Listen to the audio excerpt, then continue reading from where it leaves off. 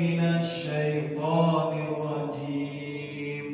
Bismillahirrahmanirrahim. Subhanalladzi asra bi'abdihi lailan minal masjidil harami ilal masjidil aqsa alladzi barakna hawlahu linuriyahu min ayatina innahu huwas samiul basir. Yang artinya Maha Suci Allah yang telah memperjalankan hambanya yaitu Muhammad pada malam hari dari Masjidil Haram ke Masjidil Aqsa yang telah kami berkahi sekelilingnya agar kami perlihatkan kepadanya sebagian tanda-tanda kebesaran kami. Sesungguhnya Dia Maha mendengar, Maha melihat.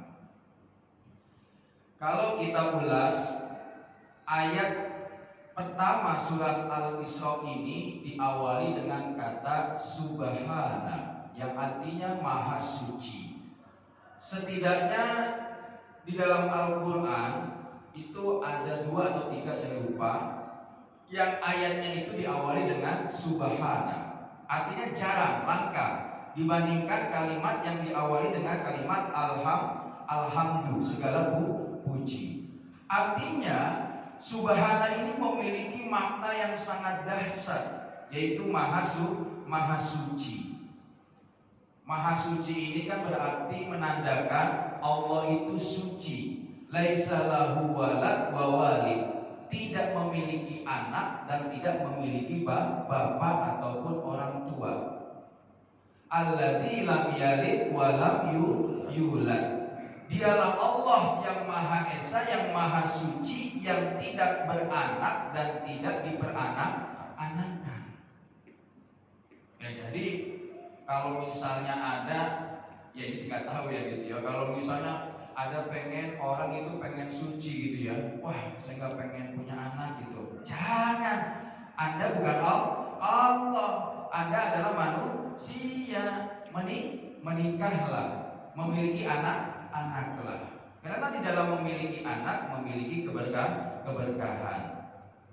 Nah, Subhana ini itu di dalam kitab tafsir Imam At-Tabari ini bahasanya sangat luar biasa.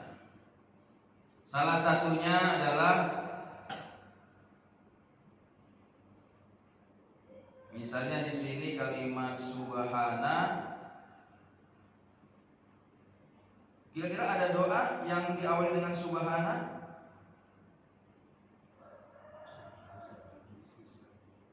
Subhanalladzi sakhkhara lana hadza wa ma kunna lahu muqrinin wa inna ila rabbina lamunqalibun. Itu doa naik mobil, naik Harley.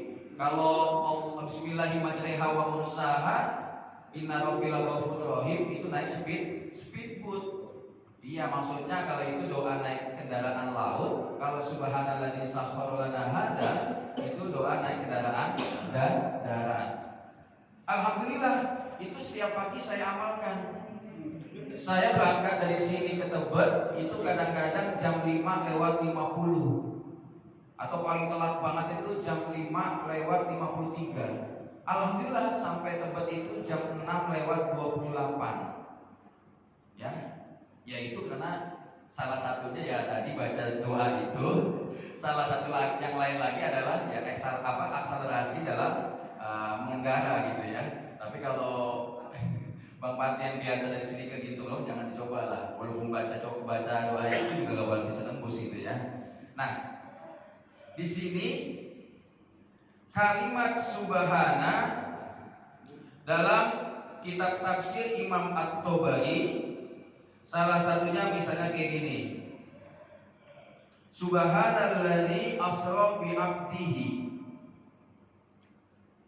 Haddatsana Al-Hasan ibnu Yahya qala akhbarana Abdul Razzaq qala akhbarana Ats-Tsauri an Usman ibn Mawhab an Musa ibn Talha an Nabi sallallahu alaihi wasallam annahu su'ila anit tasbih ayyaqulal insan. Bahwasanya Nabi ditanya ketika itu oleh sahabat, ya, mengenai cara menyucikan Allah, bagaimana gitu. Maka Nabi pun menjawab, subhanallah. Qala inzahullah anissu. Arti subhanallah itu adalah inzahullah. Inzah itu menjauhkan. Menjauhkan Allah dari anissu, predikat jelek, predikat buruk.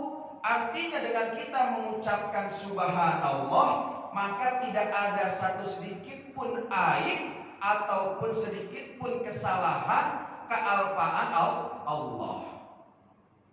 Kalau kita kadang-kadang menyanjung pekerjaan orang, subhanallah, keren sekali ini IO-nya, gak ada sedikit pun kekurangan.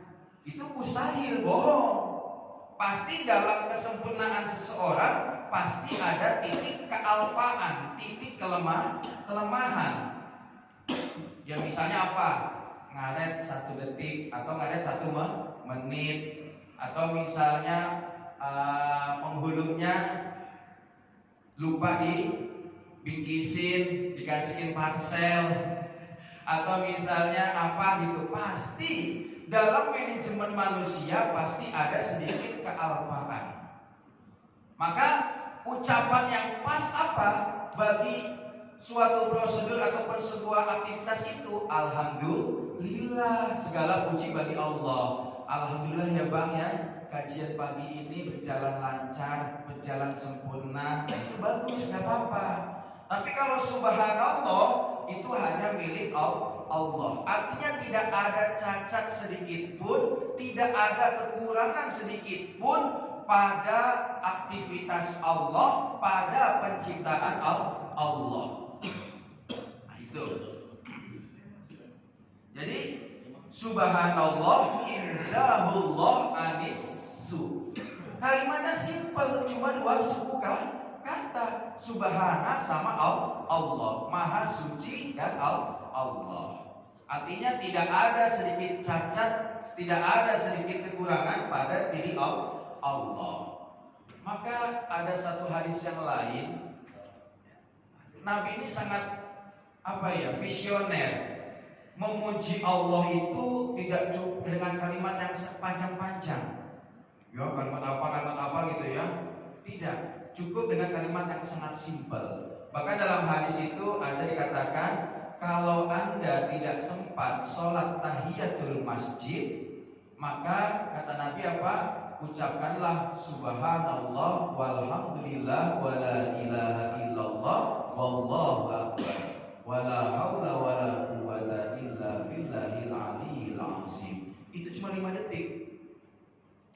Kalau tahiyatul masjid ya tergantung. Kalau saya masih bisa lah 1 menit. Tapi kalau umumnya ya 3 menit lah ya gitu ya. Makanya kalau saya lihat jam dinding masih 1.30, artinya 1 menit 30 detik, ya itu saya masih beranikan diri gitu dengan bacaan saya gitu ya. Tapi jangan dicontoh. Tapi kalau misalnya udah di bawah 1 menit dan Bang Asman sudah mulai siap-siap pegang mic gitu ya. Nah itu sudah saya tinggalkan salat sunnah tahiyatul masjid itu dengan saya ganti sebagaimana ajaran Nabi, subhanallah walhamdulillah wala ilaha illallah wallahu akbar. Itu sebanding, pahalanya sama. Bahkan kata Nabi diperjelas lagi dalam hadisnya, kalimatani khafifatani fil lisan thaqilatani fil mizan. Ada 2 kalimat, 2 kata yang sangat ringan di lisan diucapkan, tapi sangat berat di dalam timbangan Allah Subhanahu wa taala kelak nanti di yaumil akhir. Apa itu? Subhanallah wa bihamdi subhanallahil azim.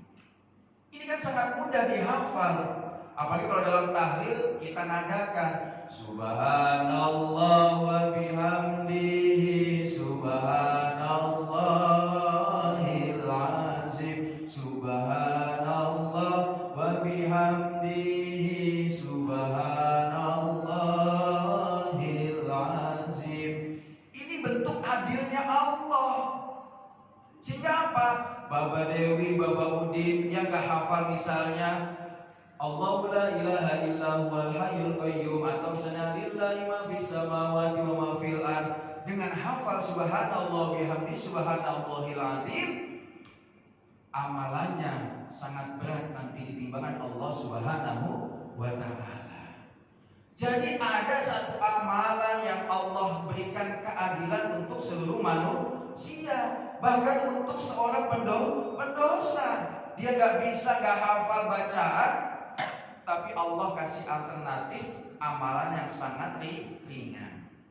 Bahkan di riwayat Nabi yang lain, miftahul jannah la ilaha illallah. Kuncinya surga adalah mengucapkan kalimat la ilaha illallah. Jadi siapa yang akhir hayatnya bisa mengucapkan kalimat la ilaha illallah, dijamin pasti masuk surga.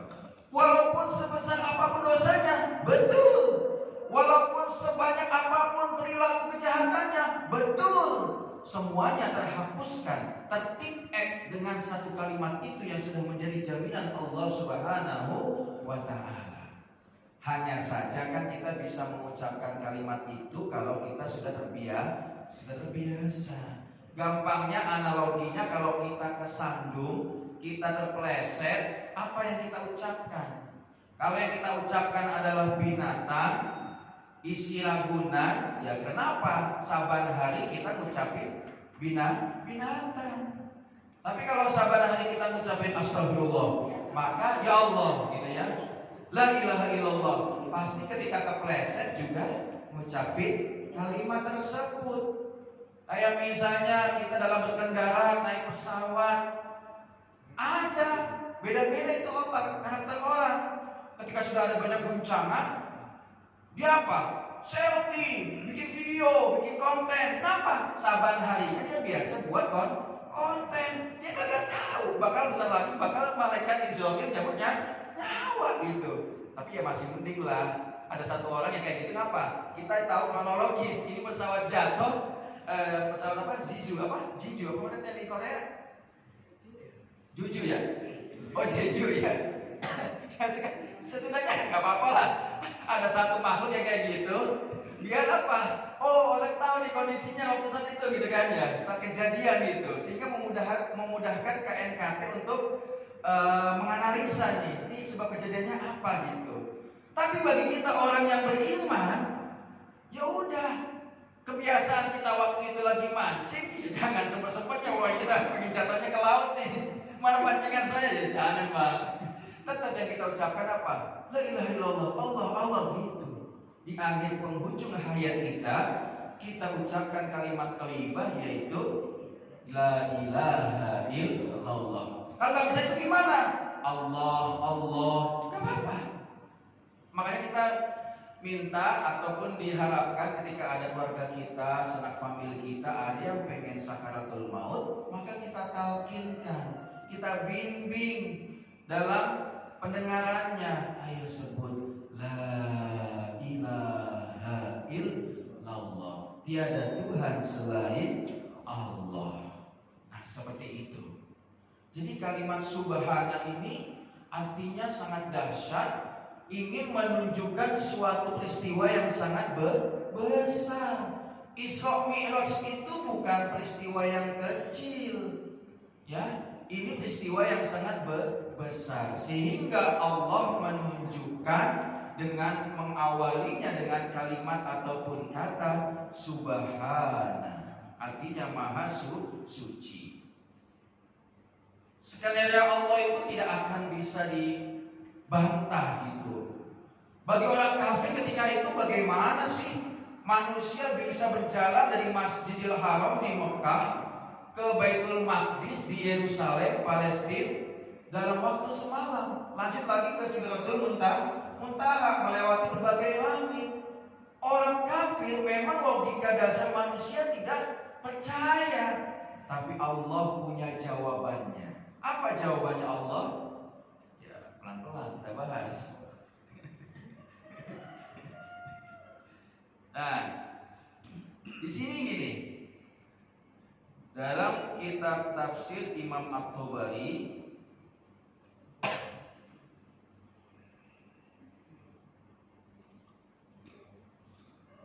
Nah ini. Wa amma qauluhu minal masjidil haram, adapun firman Allah dari Masjidil Haram, fa innahu ukhtulifa fihi wa fihi ma'na. Kalimat ini banyak pendapat, perbedaan dalam pemaknaannya. Faqala ba'duhum yakni fil haram, dan sebagian para ulama, para mufassir menafsirkan bahwasanya dari al-haram. Al-haram ini apa? Yaitu wilayah haram. Bukan di dalam masjid. Tapi bisa jadi dari apa? Rumahnya Bang Jaja, dari rumahnya Bang Pardi, Bapak Minang. Jadi kalimat dari as-salam itu bukan dari dalam masjid as-salam. Perjalanan Nabi bukan dari masjid as-salam. Tapi apa? Ya dari as-salam itu bisa dari rumah Bang Jaja, Bang Pardi dan sebagainya. Kenapa? Ini masih lingkungan as-salam. Bahkan koridor kita, jangkauan kita as-salam itu jauh. Sampai mana? Komplek LAN. Ya kan? Ya pengajian as-salam kan sampai sana kan? Ibu-ibu kan? Sampai mana lagi paling jauh? Pondok Cabe, itu as-salam. Nah, haram sini artinya bukan hanya masjidnya saja, tapi haram dalam jangkauan kota Makkah. Wa qala al-haramu kulluhu masjidun. Dan sebagian mengatakan bahwasanya dimaksud dengan al-haram yaitu secara keseluruhan adalah masjid, itu Masjid al-Haram, Masjidil Haram. Wa qad bayyana dzalika fi ghairi mawdi'in min kitabina hadza wa qala dzukir anna an-nabiy sallallahu alaihi wasallam kana lailata usriya bihi ilal masjidil aqsa kana naiman fi baiti ummi Hani ibnati Abi Thalib. Jadi ketika itu sahabat meriwayatkan ketika kejadian malam Lailatul Isra dan Mi'raj, Nabi itu tidur di salah satu rumah sepupunya yaitu Ummu Hani. Nah, jadi tidur di rumahnya Mbah Hani nih. Misalnya Nabi gitu kan ya. Ummu Hani ini namanya Fakhitah. Fakhitah ini anaknya Ali bin Abi Thalib. Jadi ya masih sepupuannya dengan Nabi. Fakhitah ini punya anak 4. Anak pertamanya adalah Hani, yang paling tua. Makanya Fakhitah ini dikenal dengan Ummu Hani. Nah, ketika Nabi tidur di rumahnya Ummu Hani ibnati Abi Thalib, yaitu anaknya Abu Thalib. Ini banyak dijelaskan. Kalau kita kan mungkin selama ini belum kenal ya Ummu Hani ini siapa gitu ya. Dan pernah mungkin baru dengar Bang ya, Ummu Hani gitu. Jadi Ummu Hani ini banyak meriwayatkan hadis-hadis Nabi. Salah satunya adalah hadis tentang jumlah sholat rakaat duha, yaitu 8 rakaat. Itu Nabi melakukannya di rumah Ummu Hani gitu. Nah, Lailatul Usriya bil Masjidil Aqsa nakana naiman fi baiti Ummi Hani ibnati Abi Thalib. Jadi Nabi itu sebenarnya ketika kejadian Lailatul Isra, malam Isra dan Mi'raj itu, annaha kanat taqul ma usriya bi Rasulillah illa wa huwa fi baiti naimun 'indi tilkal lailah fa shallal isya al-akhirah. Ketika itu Ummu Hani ini melihat Nabi ini sholat isya, ya, sholat isya yang terakhir, dalam arti ya habis sholat isya itu sholat penutup apa namanya? Witir gitu. Tsumma nama wa nimna. Kemudian aku melihat Nabi itu tidur dan kami pun juga tidur. Ummu Hani tidur dan anak-anaknya pun juga tidur. Falam maka kubailul fajri, dan ketika hendak mendekati fajar, ahabbana Rasulullah falamma shalla subha wa shallaina ma'ahu qala. Dan ketika itu Rasul sholat subuh dan Ummu Hani sholat bersama Rasul. Ya Ummu Hani, laqad shallaitu ma'akumul isya al-akhirah. Wahai Ummu Hani, aku sungguh sholat bersamamu ketika semalam itu sholat witir. Kama ra'aiti bihadzal wadi, sebagaimana engkau lihat kejadian itu di lembah ini. Jadi Mekah itu adalah tempatnya adalah lembah. Maka di situ banyaklah tertampung air Zam-Zam, sumber air itu. Tsumma jitu Baitul Maqdis fa shallaitu fihi, dan aku mendatangi Baitul Maqdis dan aku sholat di dalamnya gitu. Ketika itu aku juga sholat di Masjid Al-Aqsa dan aku sholat di dalamnya. Summa sholaitul ghada ma'akum al-ana kama tarain. Tiba-tiba aku sholat subuh bersama kalian gitu. Wa qala akharun,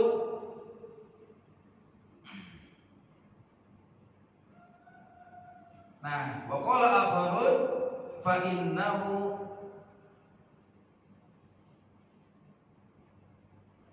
ana indal baiti wa bainan naim wal yaqzon.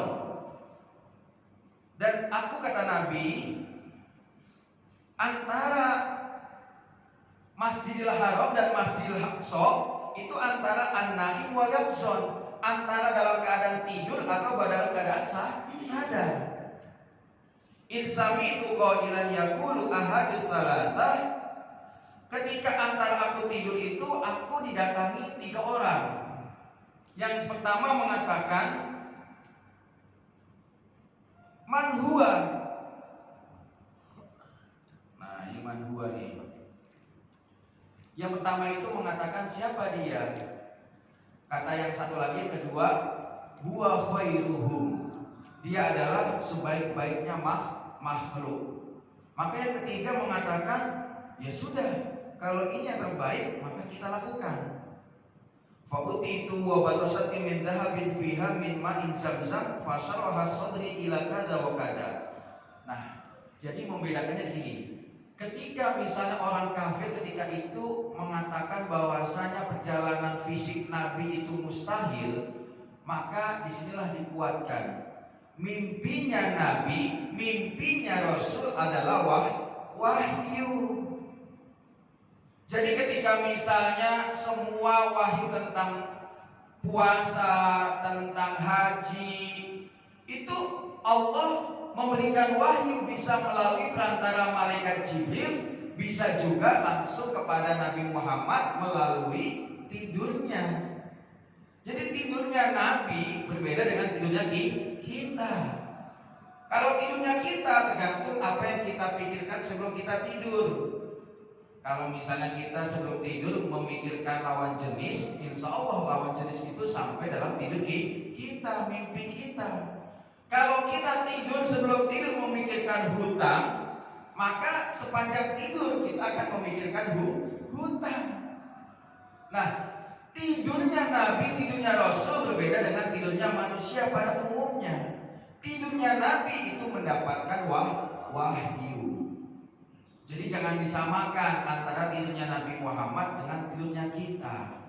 Kalau kita minimal habis bangun tidur pikiran kita lebih fresh. Ketika ada orang nih biasanya nih yang punya permasalahan yang sangat besar, biasanya solusinya apa? Tidur dulu. Ya, jangan dipaksa. Udah ngantuk nih, pekerjaan masih banyak, dipaksakan. Biasanya ada yang alpa, ada yang khilaf, ada yang salah. Tapi kalau ditidurkan dahulu, insya Allah setelah bangun tidur lebih fresh. Seperti itu. Nah, makanya di sini Imam Ibnu Katsir dalam tafsirnya dikatakan begini.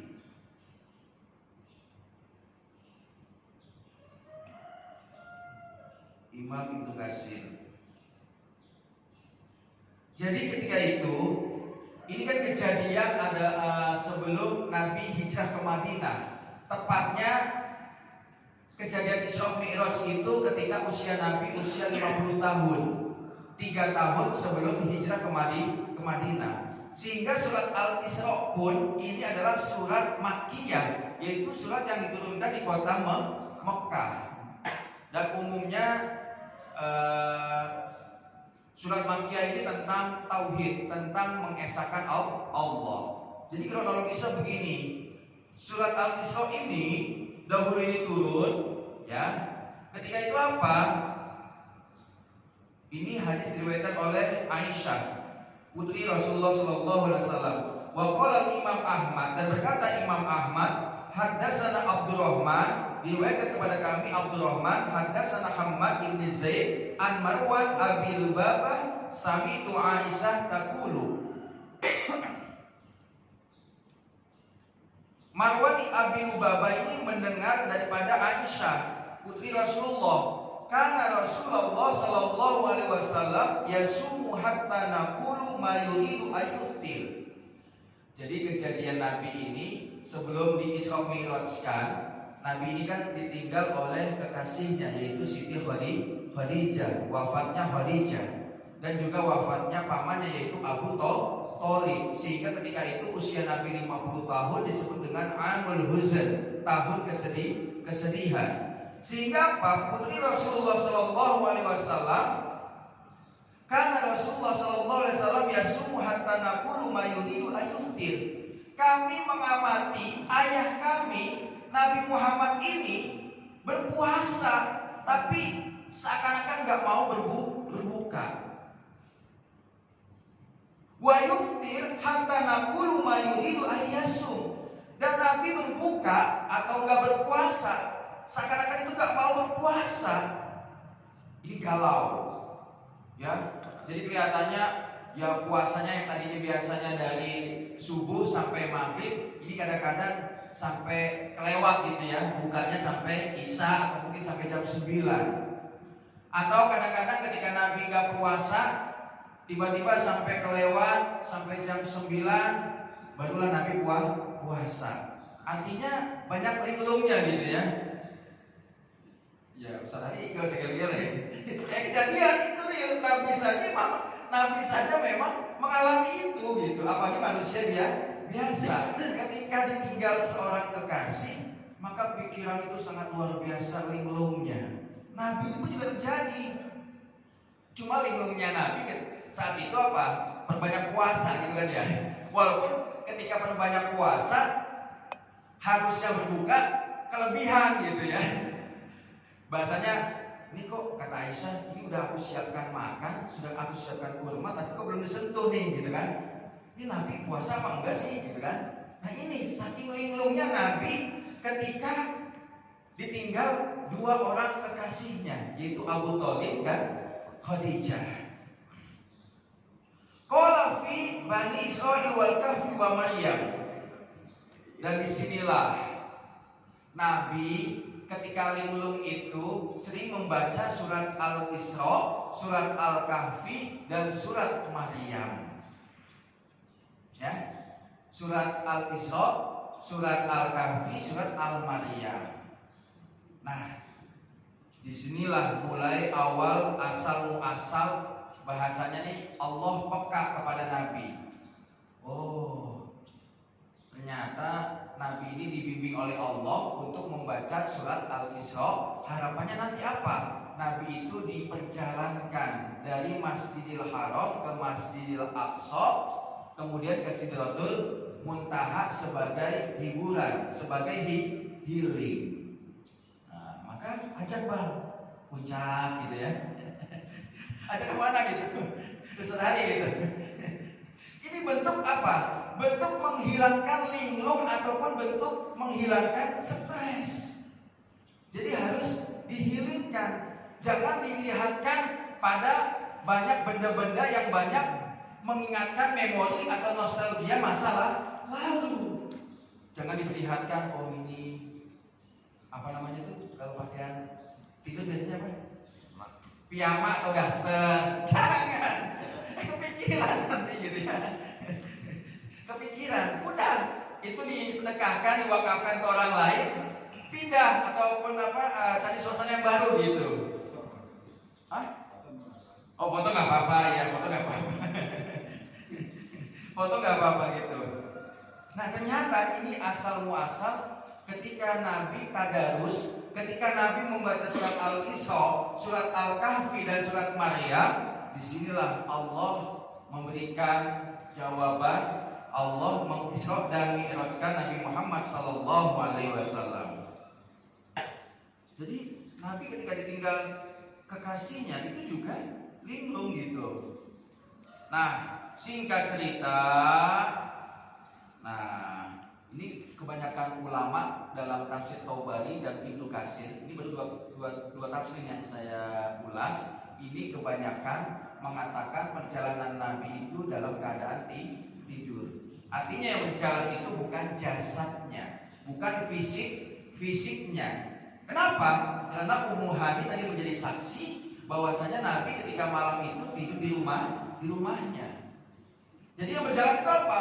Ruhnya, nurnya, cahayanya Nabi, nur Muhammad, cahaya Nabi Muhammad, ruh Muhammad, yaitu ruhnya Nabi Muhammad sallallahu alaihi wasallam.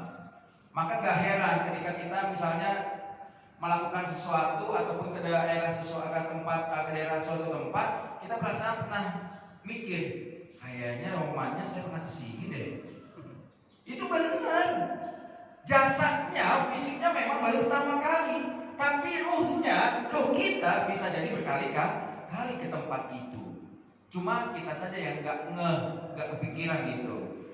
Nah, singkat cerita, ketika Nabi dari Masjidil Haram ke Masjidil Aqsa, Nabi itu diuji oleh malaikat Jibril ketika itu. Apa? Nabi diberikan yang pertama adalah segelas laban, segelas susu, satu lagi segelas homer ataupun alkohol. Lalu Nabi pun memilih laban. Di sini juga malaikat Jibril menguji nih. Kalau dipilihnya susu, aku antar nih sampai ke langit. Tapi kalau milihnya homer, ya mungkin dipilih di atas mana gitu ya. Nah, akhirnya Nabi memilih laban, memilih susu. Akhirnya diantarlah oleh malaikat Jibril ruh ataupun nur Muhammad sallallahu alaihi wasallam ke berbagai langit. Ketika mencapai langit pertama, tsumma araja bihi ila samai dunya fadaraba baban. Dan ketika menghendaki mencapai langit pertama dan mencapai satu pintu, jadi di langit itu ada satu pintu nih Pak.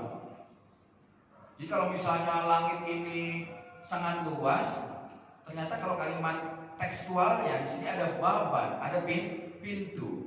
Pintu ya kalau kita mungkin pintu Doraemon gitu ya, pintu teleportasi yang nyampe nanti ke pintu-pintu selanjutnya gitu. Ya sama kayak kita kalau misalnya menemukan gua, ada gua yang nyampe kemana-mana gitu kan. Nah sama, itu juga ada di dalam langit itu ada baban. Fadoro baban min abwabiha fanadahu ahlas sama. Maka berkatalah penduduk langit, man hada? Siapa itu? Faqala. Maka berkata, aku Jibril. Oh ya Jibril, silakan. Wa man ma'aka?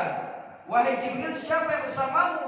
Qala ma'i Muhammadun sallallahu alaihi wasallam. Bersamaku adalah Muhammad sallallahu alaihi wasallam. Qalu wa qad bu'itsa ilaihi. Kata penduduk langit, apakah kau sudah diutus, sudah dipanggil kepadanya untuk membawanya ke sini? Qala na'am. Qalu, maka berkata penduduk langit, marhaban bihi wa ahlan. Selamat datang wahai Muhammad, selamat datang di tempat kediaman kami para penduduk langit. Jadi ini historisnya. Jadi penduduk langit itu pun juga ngiri. Kenapa? Karena ternyata makhluk terbaik, termulia di jagat raya itu kok kenapa tinggalnya di bumi, di Mekah. Aku juga pengen dong langit ini mendapatkan keberkahan dengan kedatangan seorang yang mulia.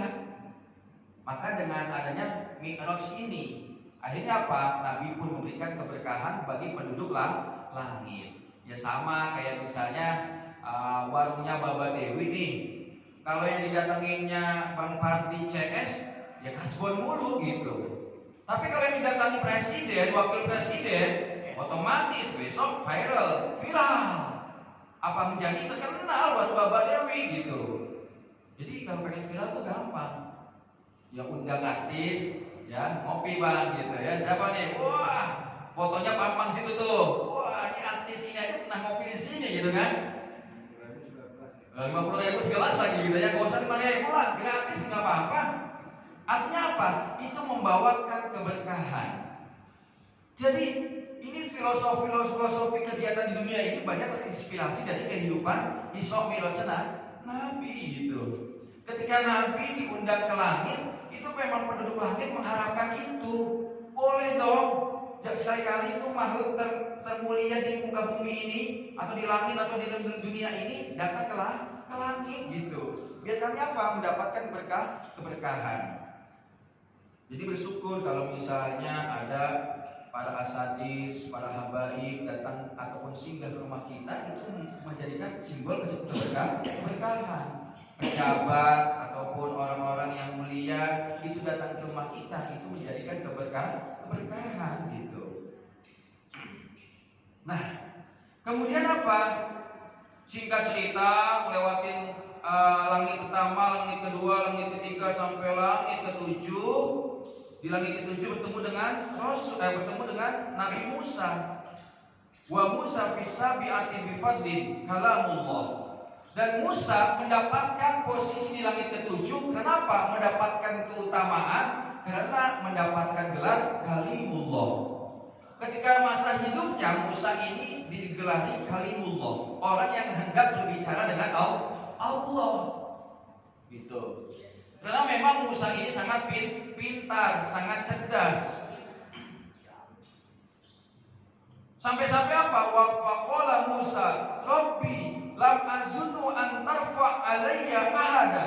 Wahai Tuhanku, wahai Allah, aku gak menyangka Engkau akan mengangkat seseorang di atasku. Jadi Nabi Musa ini, nabinya para Bani Israel, nabi keturunannya para orang-orang yang cerdas di muka bumi ini yang Allah kutuk. Wa faddalnahum 'alal 'alamin. Ternyata apa? Nabi Musa kaget. Ternyata ada sosok seseorang yang diangkat oleh Allah, derajatnya di atasnya Nabi Musa.